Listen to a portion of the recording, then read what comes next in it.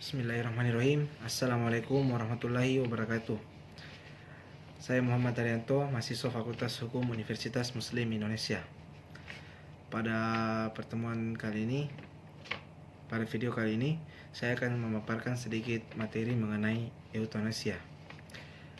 Kaitan euthanasia dalam perspektif hak asasi manusia terdapat pada pasal 9 ayat 1 Undang-Undang Nomor 39 tahun 1999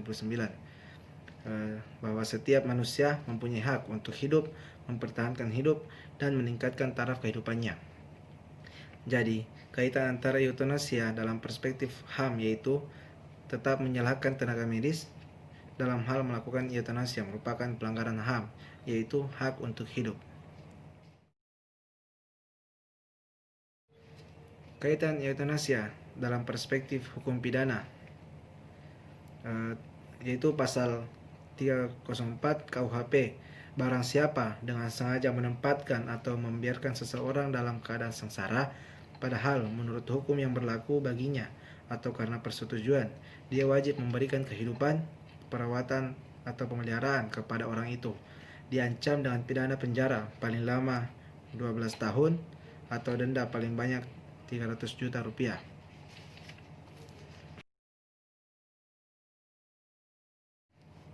Jenis euthanasia dalam hal cara pelaksanaan.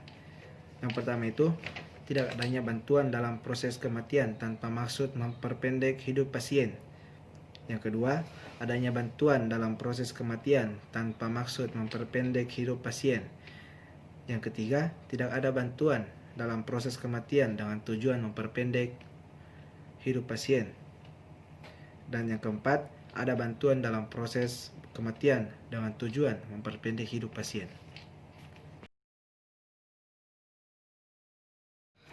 Baiklah, selanjutnya, menurut pendapat saya terhadap tindakan euthanasia dalam hal regulasi hukum ke depan mengenai hukum kesehatan dan mengenai hukum pidana. Berdasarkan sejarah euthanasia berasal dari bahasa Yunani, yaitu eu yang berarti baik dan thanatos yang berarti maut ataupun kematian. Sehingga digabung berarti kematian yang baik. Euthanasia pada zaman dahulu banyak digunakan di berbagai negara, namun pada saat setelah perang berkuranglah penggunaan euthanasia. Bahkan di Indonesia saat ini tidak diterapkan hal yang tersebut karena dianggap melawan hukum. Dalam ajaran Islam, hak seseorang untuk hidup dan mati merupakan anugerah Allah Subhanahu wa taala kepada manusia.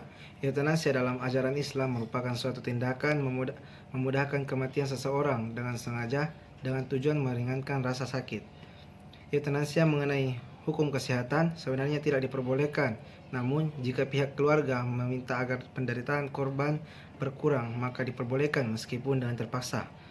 Sedangkan pada hukum pidana diatur dalam pasal 344 KUHP yang menyatakan bahwa barang siapa menghilangkan nyawa orang lain atas permintaan orang itu sendiri yang disebutkannya dengan nyata dan sungguh dihukum penjara selama-lamanya yaitu 12 tahun.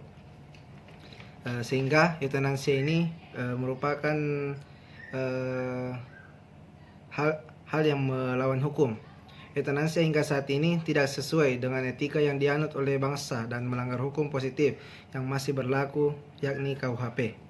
Sekian dari saya. Wabillahi taufiq wal hidayah. Wassalamualaikum warahmatullahi wabarakatuh.